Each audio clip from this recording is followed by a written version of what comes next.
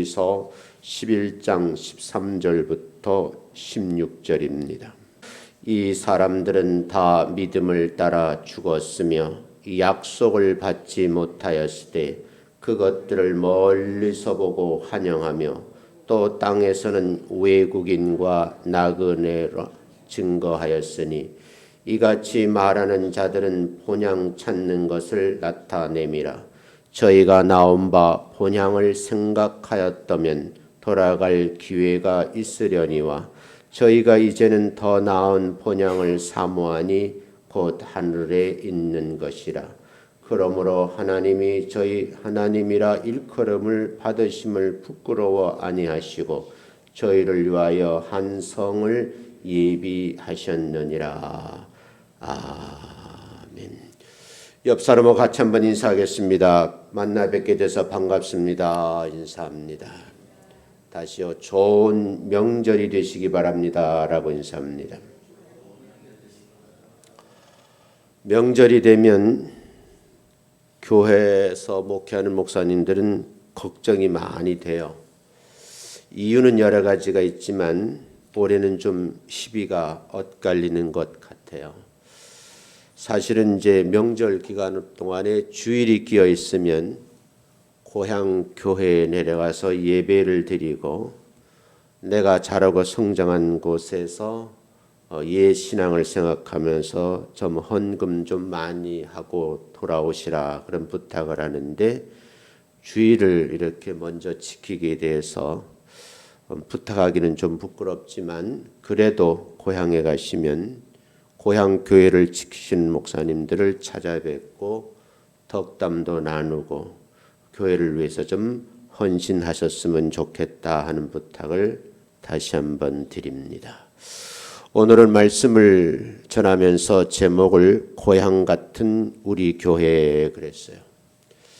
제가 어제 새벽 기도를 마치고 오전에 있다가 점심 가까이 돼서 제가 집회를 갔어요. 집회를 가서 저를 찾아오시는 분들이 있어서 교회까지 오기라고 하기엔 좀 민망스러워서 집 옆에서 좀 기다리고 그분들하고 식사도 하고 이렇게 함께 지냈거든요. 공통적인 얘기는 고향에 내려갑니다. 못 갑니다. 그런 얘기더라고요. 어떤 목사님께서 정든 가족하고 이별을 하고 꿈을 꾸면서 미국으로 유학을 가서 한 3년 동안 지나게 되었다고 그래요. 짧은 것 같지만 공부하는 분들에게는 긴 그런 시간이거든요. 그런데 명절이 되었는 거예요. 아무도 없는 기숙사에서 외롭게 지내기가 너무 힘들더라는 거죠. 외로움을 달래다가 그만 너무너무 쓸쓸하고 고향이 그리워서 눈물을 훌쩍훌쩍 울고 있었다고 그래요. 그 모습을 지켜보고 있던 흑인 목사님 한 분이 한국인 목사님에게 다가와서 목사님 왜 우시냐고 물어보더라는 거예요. 그래서 이 목사님이 나는 고향이 너무 그립고 가족들이 보고 싶어서 나도 모르게 눈물이 난다 그렇게 답을 했더니 그 흑인 목사님도 같이 눈물을 흘리면서 위로하면서 다음 말을 하더라고 그래요. 목사님, 그래도 당신은 돌아갈 고향이라도 있으니 행복한 줄 아시오 그러더라는 거예요. 흑인 목사님이. 그러면서 하시는 말씀이 나는 돌아가고 싶어도 돌아갈 고향이 없습니다. 그렇게 말을 하더라는 거예요. 같은 마음을 품고 있던 흑인 목사님하고 부둥켜 안고 울면서 위로를 했다 그런 얘기죠. 사람들은 다 돌아갈 고향이 있거든요. 그 고향을 많은 사람들이 얘기를 하기를 내가 살고 있던 고향은 어머니 품속 같은 곳이에요. 그렇게들 말한다고 그래요. 내가 태어난 곳이기도 하고 조상들이 살던 곳이고 친구들과 어울렸던 곳이고 내가 자라나서 흔적이 남아있는 그런 곳이라고 그래요. 수많은 사람들이 이 고향을 그리워한답니다. 그 가운데서도 가장 그리워하는 사람들이 누구냐 하면 실향민들이에요. 제가 명절이 되면 가끔 그 실향민들이 찾아오는 곳을 가봐요. 그래서 그분들이 어떻게 지내시는가 이렇게 멀찌감치서 바라보니까요. 그냥 북녘 땅을 바라보고 아무 말도 안 하시고 우시더라고요. 그런데 그분들의 고향이 지척이라고 그러시면서 손짓을 하면서 저기가 우리 고향인데 못 가 그러면서 우시더라고요. 그럴 때 방송국에 있는 아나운서가 마이크를 들이대고 인터뷰를 하자고 그러는데 내가 실향민인 줄 알고 저보고 인터뷰를 하라 가지고 내가 도망간 적이 있어요. 한참 쳐다보니까요. 그런 사람이 한두 사람이 아니더라고요. 그 망향대에서 자기 고향을 바라보면서 어머니를 그리워하고 형제들을 그리워하고 이웃을 그리워하는 그런 분들을 제가 본 기억이 있어요. 그런 분들이 밤이 되면 달을 쳐다보고 그냥 또 눈물을 흘리는 거예요. 감성이 그래도 그분들은 살아있는 분들이죠. 집에 돌아와서 누워있는데 귀뚜라미 소리를 들으면 그 가을이 더 서글퍼진다. 고향이 그리워지곤 한다고 그래요. 향수에 젖어서 눈물을 흘리다 보니 노래가 나오죠. 그래서 대부분 노래 주제 가운데 고향이 담겨져 있는 가사들이 굉장히 많더라고요. 사람들이 흔히 부르는 고향이라는 노래를 여러분 들어보면 내가 살던 고향은 꽃피는 산골이라는 거예요. 그 고향 땅이 여기서 얼마나 됐는지, 고향을 떠난 지 몇몇 해가 됐는지 그리워하면서도 못 가는 신세에 대해서 그렇게 실향민들이 노래를 부르는 거죠. 고향을 그리워하고 동경하는 그런 마음, 그 향수에 젖은 사람들이 우리 주변에는 많다 그런 말이죠. 여우 같은 짐승들도 자기가 태어난 고향을 그리워하면서 죽을 때가 되면 머리를 고향 쪽으로 돌리고 죽는다 그래요. 어떤 동물들은 죽게 되면 반드시 고향으로 돌아가서 자기가 태어난 곳에서 마지막을 맞이한다고 그래요. 그 대표적인 동물이 코끼리예요. 그래서 코끼리 사냥꾼들은 코끼리를 잡는 것이 목적이 아니라 코끼리 뿔이 자기들이 수익이니까 그 코끼리가 늙은 코끼리가 그냥 정처 없이 떠나는 길을 따라가다 보면 코끼리 무덤을 만나게 되는데 거기 가서 횡재를 한다는 거예요. 한꺼번에 많은 상아를 거두어들여서 부를 축적하기 때문에 이런 이야기가 알려졌다고 합니다. 오늘 본문 말씀에 보면 사람들도 언젠가는 돌아갈 고향이 있다. 그 고향을 본향이라 그래요. 육신이 태어난 곳을 고향이라 그러고 인간이라고는 영적인 무리나 집단은 태어난 곳을 본향이라 그래요. 원래 창조자 하나님께로부터 우리가 이 땅에 육신의 몸을 입고 왔기에 우리가 가야 할 곳은 천국인데 우리는 그곳을 하늘나라라 그러고 오늘 말씀에 비춰보면 본향이라 그래요.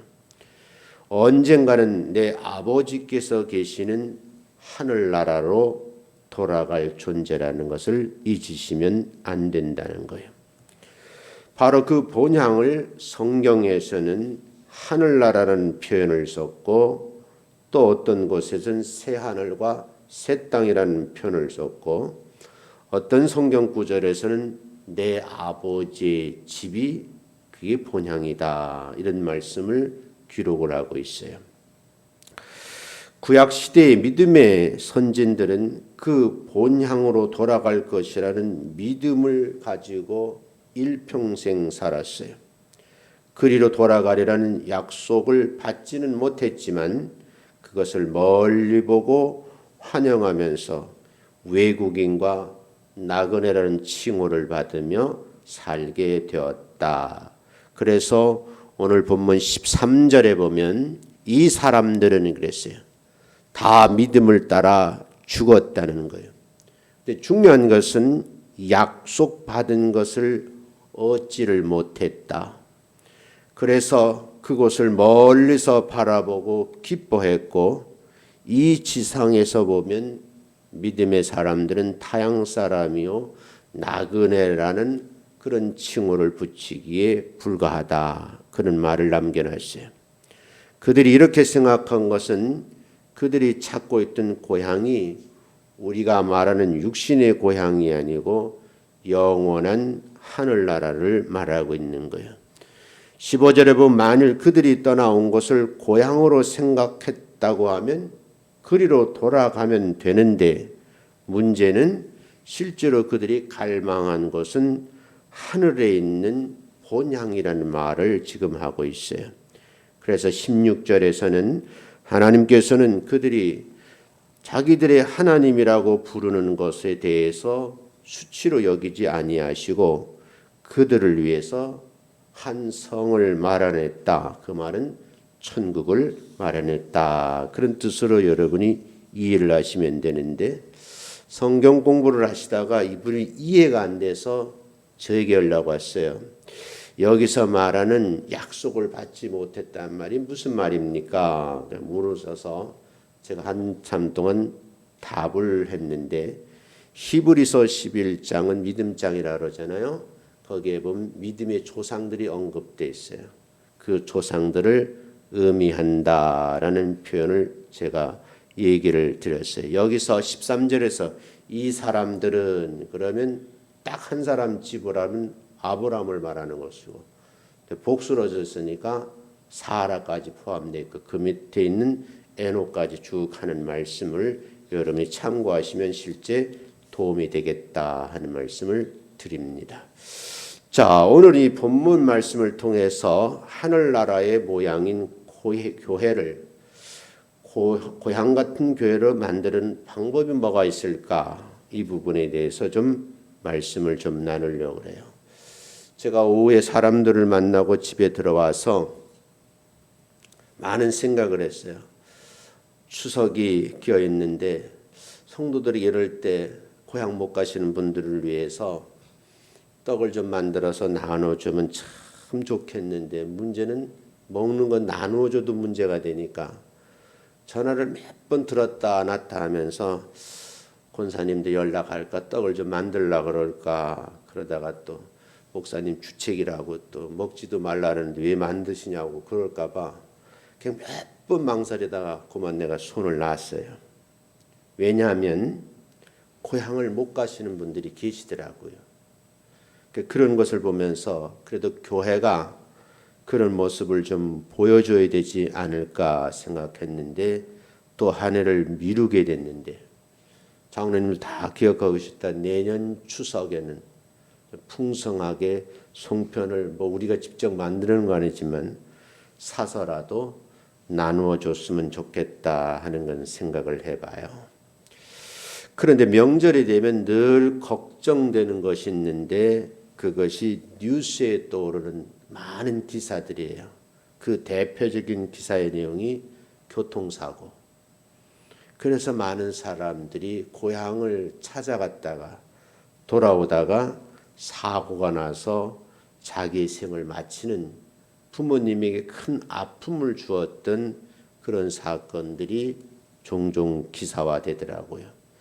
그런가 하면 또 한 가지는 고향에 가서 잘 지내야 할 분들이 그 얼마 안 되는 재산 때문에 싸우다가 칼부림을 내는데 그게 또 가슴 아프게 하더라고요. 그래서 저는 명절이 오면 하나님 앞에 감사한 게 나는 빈털터리 집안에 태어나서 물려받을 게 없어서 너무 감사하다.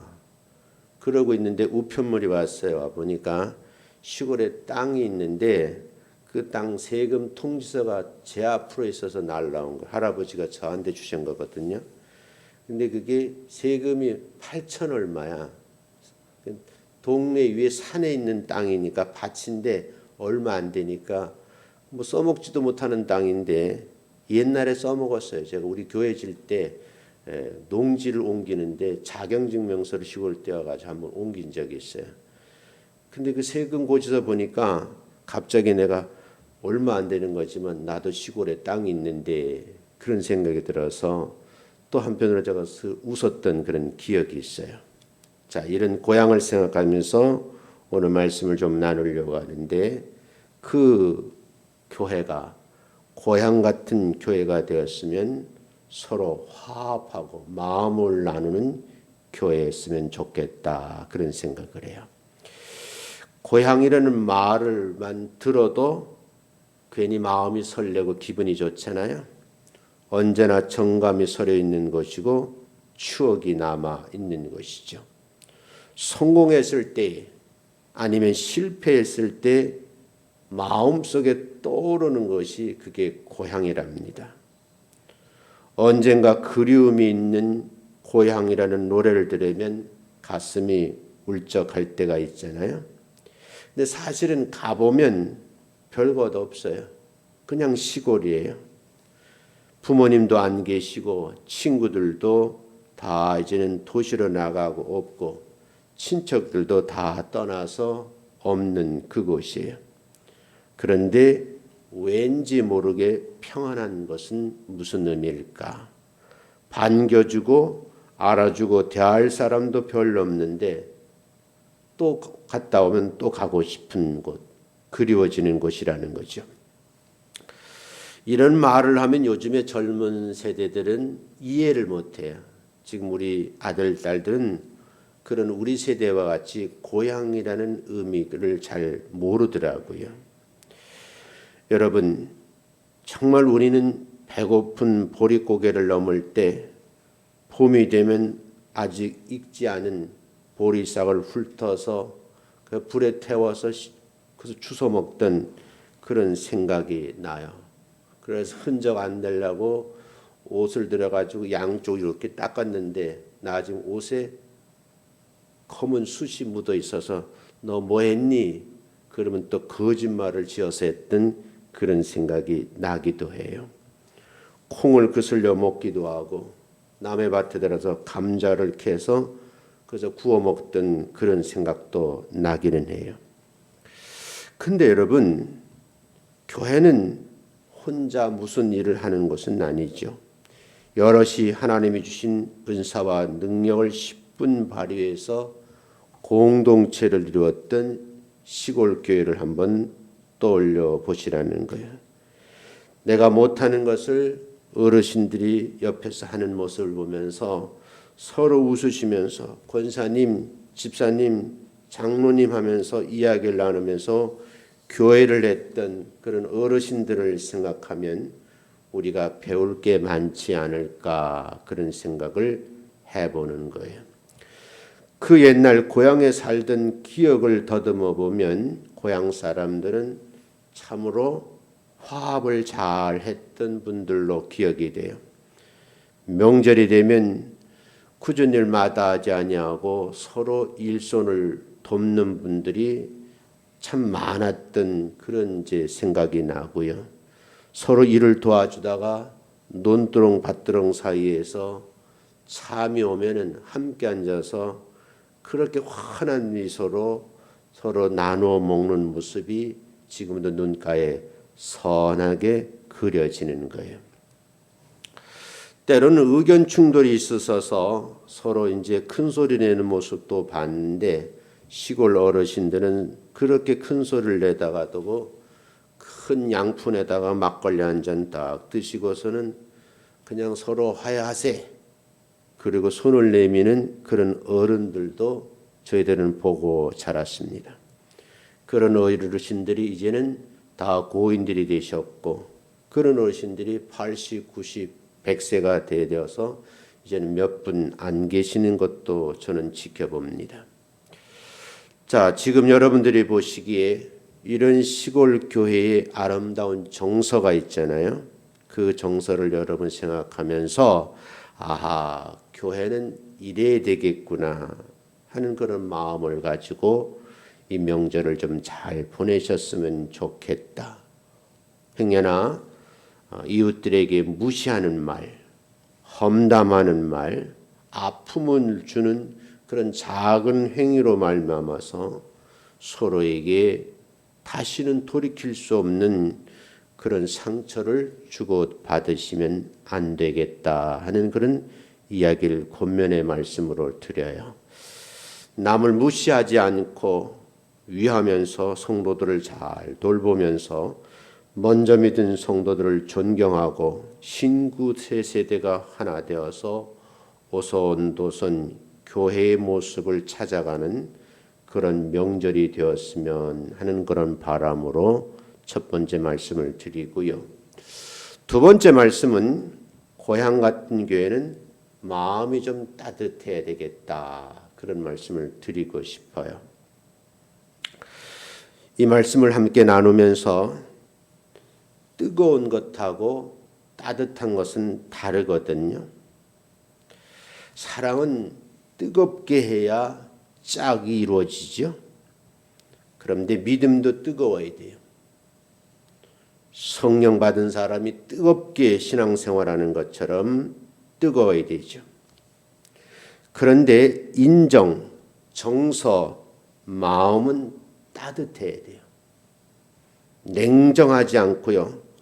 따뜻한 마음을 가지고 말 한마디라도 다정하게 했으면 얼마나 좋을까. 저는 마음을 졸이면서 명절 때 뉴스를 볼 때마다 안타까운 거예요. 저분들이 재산이 얼마나 되길래 저렇게 싸울까. 그러면서 어김없이 뉴스를 하나 보게 됐는데 거기 기사를 자세히 읽어봤어요. 누이하고 동생하고 싸움이 일어난 거예요. 그런데 동생인 남동생이에요. 그분이 어렵게 살다가 부모님이 돌아가시는 유산을 다 정리를 해서 자기가 갔던 곳 해서 18평짜리, 저거 충청남도 지방이니까 아파트가 비싸면 얼마나 비싸겠어요. 18평짜리 아파트를 사서 기거하고 있었는데 누님하고 매형이 찾아온 거예요. 와서 얘기하기를 가사를 다 정리를 했으면 누나에게도 좀 줘야지. 그러면서 매형하고 시비가 붙었는데 여러분 처남이 매부를 칼로 찔러서 현장에서 즉사하게 만든 사건이에요. 저는 그 기사를 다시 이렇게 보며 생각하기를 시골에 그것도 충청남도 저 변두리에 있는 아파트인데 그 18평짜리가 얼마나 갈까. 일부러 검색을 해보니까 1억도 안 가더라고요. 단신이 되어서 남동생이 그렇게 사는 걸 도와주지는 못할 망정 와서 아파트 팔아서 나누자 그러니까 너무너무 감정을 추스리지 못하는 그 70 먹은 할아버지 동생이 매형을 칼로 찔른 거예요. 저는 그 모습을 보면서 절대 그래서는 안 되겠다. 교회 성도들에게 좀 바르게 가르쳐야 되겠다. 뜨거운 것하고 따뜻한 걸 좀 제대로 가르쳐야 되겠다. 그런 생각이 들더라고요. 전라도 지방에 가면 자주 사용하는 정감 넘치고 부드럽고 따뜻한 말이 두 가지가 있어요. 전라도 사람 만나면 흔히 한 말, 거시기란 말이에요. 거시기가 거시기예요. 그럼 다 통하더라고요. 하나는 얼레꼴레. 거시기란 말은 어떤 사물의 이름이나 목적을 바로 이해하지 않고 은유적으로 표현한 말인데 거기 지방 사람들의 모든 정사가 담겨져 있는 거예요. 예를 들어서 말하다가 그냥 막히면 거시기라고 그래요. 어떤 목적이나 사물의 이름을 드러내지 않고 것이라고 표현을 하죠. 우린 동생이 해야 되는 것을 거시기가 한다고 그런 표현도 쓰더라고요. 근데 거시기라고 해도 다 알아듣는 것이 그 지방 사람들을 타 지방 사람은 신통방통한 거예요. 그렇게 얘기를 재미있게 거시기란 말로 계속 꾸며가는데 내가 옆에서 20분을 한 적 들어봤는데 그렇게 깔깔거리며 재미있게 얘기를 하더라고요.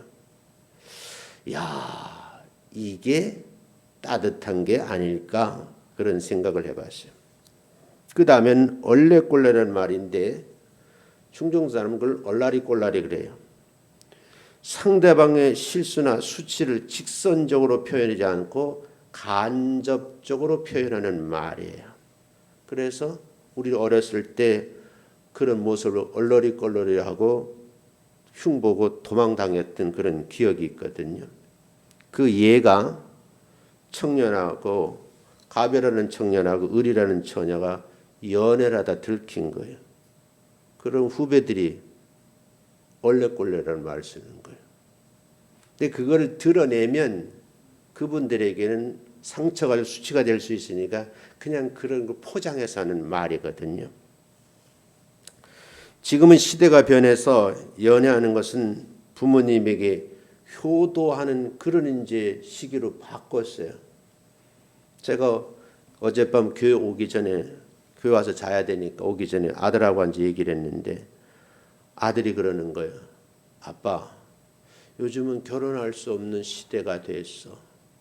근데 그게 흉이 아니라고 그러면서 자기 안타까운 얘기를 하더라고요. 들어보니 이해가 가는 거예요. 이 문제를 이제 어떻게 할까?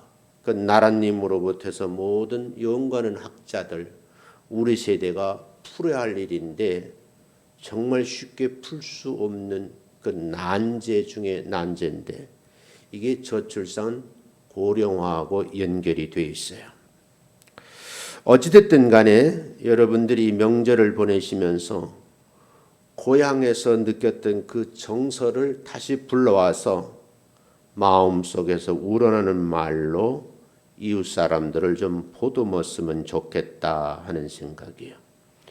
지금처럼 많은 사람들에게 직선적인 표현을 많이 해서 상처를 주는 분들이 많거든요. 간접적이고 은유적인 언어를 사용해서 때로는 경각심을 주고 재발을 방지했던 우리 조상들의 지혜와 넉넉함들이 깃들어져 있는데 그런 것을 참고하면서 이걸 아름답게 물려줘야 되지 않을까 그런 생각을 오늘 다시 한번 해보는 거예요.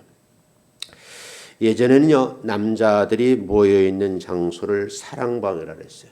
그 사랑방에서 많은 이야기가 전해졌어요. 여자들은 예전이니까 그렇게 남자들하고 어울려서 말을 할 수 없으니까 우물가에 나가서 빨래를 하면서 물을 기르면서 그저 한박 웃으면서 이야기를 하며 속풀이를 했던 그런 이제 장소가 있었어요. 우리가 다니는 교회가 정말 믿음의 식구들이 모여서 사랑방이 됐으면 좋겠고 우물가 같은 그런 모습이었으면 참 좋겠다 하는 생각을 해요. 아마 이제 교회를 출석하신 성도님들은 오늘 예배를 마치면 고향을 다녀오실 거예요. 옛날 내가 그렇게 다정하게 지냈던 사랑방을 떠올리시고 또 여성도님들은 우물가에서 빨래터에서 이 친구들 만나서 그렇게 나누었던 정감 있는 말들을 한번 떠올려 봤으면 어떨까 하는 생각으로 제안을 하는 거예요. 우리가 함께 섬기는 교회가 이렇게 사랑방같이 우물가처럼 빨래터와 같은 그런 교회의 모습으로 다시 돌아왔으면 어떨까 하는 생각을 하게 되는 겁니다. 하나님을 한 분이라고 생각하고 그 하나님을 믿는 형제와 자매들이 한자리에 앉아서 예배를 드리면서 정감 있는 말을 나누어야 되는데 그렇게 예배를 드리면서도 절교하는 그런 분들이 찬송을 부르는 모습을 보니까 너무너무 안타깝더라고요. 그 이유는 단 한 가지. 부모님 모시는 문제 때문에, 또 하나는 뭐예요? 재산 문제 때문에 서로 으르렁거리더라고요. 겉으로는 사철의 봄바람 불어오는 우리 가정이라 노래를 부르는데 모여있는 식구들이 예배만 끝나면 싸우려고 준비를 하고 있는 그런 모습이 그려지는 것이 담임 목사로서는 매우 안타깝다. 우리 교회는 그런 분들이 한 분도 없는 줄로 믿습니다. 그래서 모든 성도들이 정감 넘치는 말을 하고 자연스러운 행동을 함으로 인해서 주변 사람들에게 뭔가를 나누어 줄 수 있는 그런 명절이 되시기를 주님의 이름으로 축원합니다. 교회가 이 땅에 존재하는 이유가 뭘까? 이제는요, 크게 문제를 삼을 것이 없고 손해를 보면서도 하나님의 영광을 드러낸다고 하는 그런 믿음을 가지고 살게 되면 별 문제가 없을 것이다. 그런 생각을 해요. 제가 제 결혼을 하고 아이를 셋 낳아서 키우면서 가난하니까 월세, 전세로 하면서 지하방을 많이 전전을 했거든요. 그런데 1층 살고 2층 살고 3층 사는 나그네들은요, 그 집에 어떤 물건들이 좀 깨지고 고장이 나고 쓸데가 없어서 손을 안 대더라고요. 전화를 해서 주인에게 고쳐달라 그래요. 저는 그러지 않고 전도사니까 늘 내 집같이 지하에 살면서도 3층까지 관리를 해줬어요. 그리고 그 집을 떠나서 이제 조금 살만해서 평촌에 아파트를 하나 당첨이 돼가 이사를 가는데 주인이 찾아왔어요. 수원에서부터 찾아와가지고 전사님, 우리 집 잘 관리도 고마워요. 도자기 한 세트를 사주더라고요. 지금도 저희 집에 있어요, 그 도자기가. 근데 그분이 그러더라고요. 내가 평생 이 집을 세주고 살았는데 집 가꾸는 분은 처음이었어요, 그러더라고요. 내가 사는 집인데 내가 가꿔야지 하는 마음을, 그런 마음을 갖고 살면 어쩌면 주인과도 화평한 관계를 유지하면서 소식이 오고 가지 않을까, 그런 생각을 여러분하고 함께 나누고 싶어요. 예수 믿는 사람들 예수님의 사랑 얘기를 많이 하거든요. 그 사랑 얘기가 이제는 고향에 계신 이웃 주민들에게, 고향에 가지 못하고 쓸쓸히 있는 우리 교회 성도들에게 그렇게 나눔의 한마디가 되었으면 참 좋겠다 하는 말씀을 두 번째 드리고요. 세 번째는요, 고향 같은 교회는 서로 감싸주고 사랑이 있어야 된다, 그런 얘기거든요. 예전에 우리 고향에 살던 분들은 대부분 대가족 제도 속에 살았거든요. 어떤 가족은 3대, 4대가 모여 살아요. 그리고 그때는 대부분 아이들을 많이 낳았어요. 5명 작은 식구고요. 7명, 9명. 우리 동네는 딸만 13 난 집도 있어요. 딸 부잣집이라고 그러는데 제가 어렸을 때 들을 때는 그렇게 딸을 많이 낳는데 그 부인을 한 번도 구박한 적이 없고 그 13명의 딸에게 연자나 붙인 적이 없는 그런 호인이셔요. 근데 이게 말씀드리기 좀 곤란한 얘기지만 그냥 넓게 들으세요. 그런 사랑을 많이 받던 아내가 어느 날 제안을 한 거예요. 여보, 대를 이어야지 않겠어? 옛날 분이니까. 그래서 먼 동네인 분을, 아주머니 한 분을 데려와서 세 식구가 부부 생활을 하는 거예요. 신기한 것은요, 그렇게 새로운 작은 엄마가 아들 둘을 낳아서 몇 명이 됐어요? 15명의 자손들이 지금 제 주변에 있습니다. 그런데요, 그렇게 사이좋게 지내요. 제가 봐도 남다를 정도로 형제들이 그 13명의 누나들이 2명의 아들들을 그렇게 극진히 보호를 해요. 그리고 두 어머니를 그렇게 잘 섬기는 모습을 볼 수 있었어요. 왜 이 말씀을 드리냐? 지금 같으면 싸우고도 남을 일이거든요. 옛날 분들은 그렇게 살았다는 거예요. 가난해서 먹을 것이 부족해도 작은 것이지만 떼어가지고 동생 입에 넣어주던 그런 누나의 모습이 생각나는 거예요. 제가 이 원고를 쓰면서 문자가 왔어요. 이종사촌 누나의 아들인데 기업에 있는 분이거든요. 그래서 고위직에 있어요. 나보고 하는 말이 명절을 잘 보내시라는 거예요. 그 아들이 누님의 아들이 저한테 보낸 문자인데 제가 누님한테 문자를 보냈어요. 제가 가장 어려울 때 저를 업어주고 키워준 이종사촌 누님이거든요. 어느 날 저를 보고 싶다고 찾아왔어요.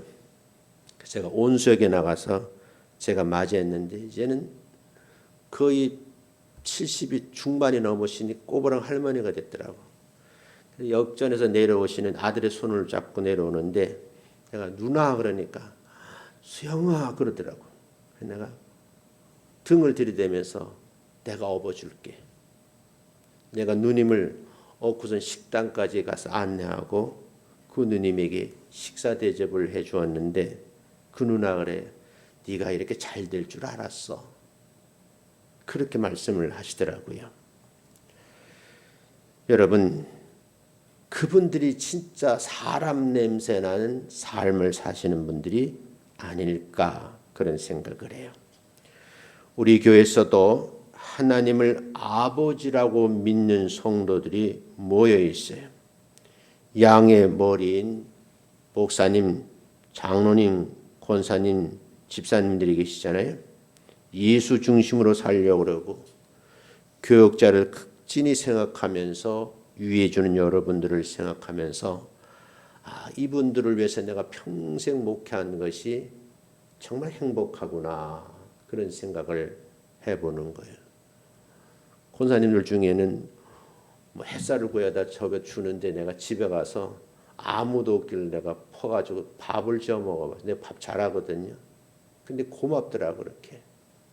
사랑하는 성도 여러분, 우리가 함께 더불어 사는 한평생 서로 감싸주는 그런 사랑 표현을 많이 하시기를 주님의 이름으로 축원합니다.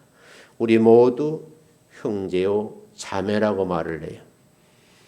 너와 내가 다른 자들이 아니라 하나님의 자녀들이고 형제 자매들이고 영원한 천국을 함께 가야 할 동역자들이라는 거예요. 마지막으로 부탁드릴 말씀이 있어요. 여러분 이렇게 생각을 하셔야 돼요. 우리 영혼의 고향을 본향이라고 그러잖아요. 내가 태어난 곳을 지역이라고 그러고 그걸 고향이라고 그래요. 그곳에 내가 자라고 성장하면서 추억이 많이 담겨져 있는 것이에요. 내 육신의 고향도 있어요. 그 고향이 어머님의 품이거든요. 오늘은 그 어머니가 들려주신 말씀으로 결론을 좀 맺으려고 그래요. 그분이 누구냐? 세계적인 부호 록펠러 어머님이 10가지의 이야기를 아들에게 남겨주었어요. 이번 명절에는 여러분들이 고향에 가시든 가족을 모았든 이 내용을 좀 기록을 하시든지 출력을 해달라든지 그러셔서 덕담을 나누었으면 좋겠다. 그런 말씀으로 이 내용을 결론 삼아 말씀을 드리겠어요. 록펠러는요 이런 이야기를 나눴어요. 세계적인 부호라고 되어 있죠. 존 록펠러 어머니가 10가지 유형을 했어요. 첫 번째 여러분 읽어보세요. 시작. 하나님을 어떻게 해요? 친아버지 이상으로 섬겨라. 그런 이야기를 하신 거예요. 전 이야기를 이렇게 볼 때마다 정말 우리가 하나님을 섬기는데 친정아버지, 시아버지 하늘나라 구별 안 하는 거지만 인간의 감정으로 볼 때는 아버지를 어떻게 친정아버지처럼. 제가 드라마를 잘 안 보는데 우리 딸의 드라마를 봐서 옆에서 있는데 KBS 일일 드라마예요. 9시 전에 하더라고요. 아내가 암에 걸린 거예요. 작가가 아마 기독교 작가인 것 같아요.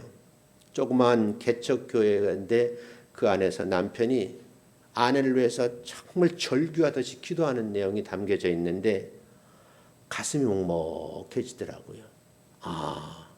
아내를 정말 사랑하는 남편의 기도가 아닌가. 오늘 이걸 보시면서 하나님을 친정 아버지같이 섬겨라 하고 딸이 아니고 아들인 녹펠러에게 어머니가 한 말씀입니다. 여러분 꼭 잊지 마시고 그런 덕담을 자녀들에게 나눠줬으면 좋겠다. 두 번째, 목사님을 하나님으로 다음으로서 이걸 뺄까 말까 고민을 했어요. 명절에 그 목사님이 또 섬겨라고 선물하라고 그럴까 봐 고민되더라고요. 그때 내가 기도하다가 있는 그대로 전해야 되겠다. 이건 내 말이 아니고 록펠러의 어머니가 한 말이니까. 그래서 여러분 그 밑에 내용을 부연 설명해 놨거든요. 목사님과 좋은 관계 속에서 하나님의 말씀을 듣고 따르는 것이 뭐요? 복 받는 길. 어머니가 이렇게 가르친 거예요. 담임 목사님하고 관계가 잘 좋아야 이게 하나님 말씀 들을 때 말씀을 들려진다는 거예요. 담임 목사님 감정이 좀 상하면 어때요? 교회 앉아서 말씀이 잘 왜곡해 들리죠. 날 때리느라고 그러는구나. 날 훈계하시구나. 이렇게 듣는 건데 그때 가만히 또 읽어보니까 의미가 있어서 그대로 전하는 거예요. 세 번째, 주일 예배는 어디에서? 본교에서 드려라. 본교에서. 아무리 힘들고 어려워도 하나님이 여러분에게 가르쳐주는 말씀이라 이렇게 생각하시고 이것 한번 덕담으로 나누었으면 좋겠다. 그래서 오늘 아침에 장로님들이 감사를 드려요. 일부 예배 만들고 장로님이 다 함께 참석하거든요. 장로님대로 안 피곤하겠어요? 저도 안 하다가 7시 예배 드려보니까 힘들어요. 저 이제 알러지 비염이 좀 있어서 아침에는 콧물을 많이 흘리거든요. 그러니까 제가 교회에서 잘 때 하나를 먹고 아침에 일어나면 하나를 먹고 일부러 2알을 먹어. 왜냐하면 예배 드는데 불편하지 않도록. 제가 이 예배가 기획될 때에 일부 예배를 드리자고 장로님 권면할 때 사실은 대개 법은 부목사님이 다 하잖아. 근데 허목사님 보고 하라 그러니까 안 되겠어요. 왜냐하니까 일부 예배에 오시면 가족이 다 와야 되니까 목사님이까지 순교할 각오를 했으니까 괜찮지만 가족이 무슨 잘못이 있는가 싶어서 십자가를 내가 지고 가야 되겠구나. 그래서 1부 3부를 제가 하는 거예요. 자, 잘 참고하시고요. 네 번째로 가겠어요. 오른쪽 주머니는 항상 뭐라고요? 11조 주머니를 만들어라. 이건 이제 생각하다니까 옛날에 섬기던 교회의 김영수 장로님이 생각나더라고요. 그분은 사업을 하시면서 항상 수입이 생기면요, 그냥 옆에다가 무조건 조금 뭐랄까요, 통장에 집어넣기 전에 아예 떼어서 주머니를 만들어 놓고 주일날 그 주머니를 들고 오는 장로님이 계셨어요. 난 그 장로님이 지금도 기억에 나요. 그래서 이분하고 같이 CBS 방송이나 새롭게 하소라는 프로그램에 가서 제가 간증 녹화를 한 적이 있거든요. 참 이게 중요한 것 같아. 이건 녹펠러 어머니가 아들에게 네 번째 유언으로 남긴 말이에요. 다섯 번째로 가겠습니다. 아무도 어떻게 해요? 원수로 만들지 말라. 이분이 한 말이 평생을 내가 살아가는데 어떤 누구와도 원수 맺지 말아라. 이렇게 가르쳤다는 거예요. 여러분들도 이 내용을 기억하시고 자녀들하고 명절에 앉아서 세상 얘기하지 말고 녹펠러 어머니가 남긴 유언이란다 하고 이 말씀도 전해졌으면 좋겠다. 그래서 여러분 사람들과 관계가 만약 불편하게 되면 어떻게 돼요? 일하는데 장애 요소가 생긴다. 왜? 그분이 우리에게 고객이기 때문에. 여섯 번째로 가겠습니다. 아침에 목표를 세우고 기도해라. 목표를 언제 세워요? 우리의 예수 믿는 궁극적인 목적은 뭐예요? 천국 들어가서 하나님 아버지와 영생 복락을 누리는 게 그게 궁극적인 목적이에요. 이 땅에 살 때에 그 목적지 도달하기 위해 목표를 세워야 되는데 록펠러 어머니는 그 목표를 아침에 세우고 기도하라 이렇게 유언을 남겼다는 거예요. 7번째로 가겠습니다. 잠자리에 들기 전 하루를 반성하고 기도해라. 하루 일과를 정리를 하고 그리고 잘못된 것은 뉘우치고 그리고 그 시간을 기도의 시간으로 가져라. 그렇게 가르쳐 주었던 어머니의 유언이에요. 8번째, 9번째 가겠습니다. 이렇게 했어요. 아침에는 꼭 어떻게 말씀을 읽어라. 저도 그러거든요. 학교에 가면은 제 연구실에 딱 들어가면 연구실이 꽤 커요. 물론 사방으로 책은 있지만 연구실에 들어가 제일 먼저 앉아가지고 성경 펴놓고 성경 읽는 거예요. 어떤 때는 뭐 두세 절 읽을 때도 있고 어떨 땐 기분이 좀 한 장 읽는데 그 시간이요. 가장 소중한 시간이에요. 제가 그곳에 앉아서 설교를 작성하고 모든 일을 다 하잖아요. 그곳이 나의 안식처 같은 느낌이 드는 거예요. 9번째 뭐라 그러느냐. 남을 도울 수 있으면 어떻게 하라고요? 힘껏 하라는 거예요. 오늘 말씀 같이 생각하면 고향교회 가서 목사님 만나면 목사님 우리 고향교회를 지켜줘서 고마워요. 웃음 손 한번 잡으시고 물건 같은 거 그런 거 사가지 마시고 요즘 제일 좋은 게 뭐예요? 뭐니 해도 뭐니야. 5만 원권이 있으니까 넣어서 드리면 좋지 않을까. 저도 그래 우리 고향교회가 지금 건축하고 있거든요. 마음속으로 이제 헌금을 해야 되겠다 하고 지금 돈을 모으고 있어요. 그래도 교회에서도 좀 허락해 주시면 조금 보내려고 그렇게 생각하고 있어요. 왜냐하면 내 영혼이 푹 살찌도록 유일하게 도움을 안식처 그 교회가 고향교회거든요. 누구나 다 있는 거죠. 9번째 남을 도울 수 있으면 힘껏 도우라. 마지막은 10번째 뭘 것 같아요? 예배 시간에 항상 어디에요? 앞자리에 앉아라. 이게 록펠러가 어머니가 아들에게. 그래서 이 아들은요.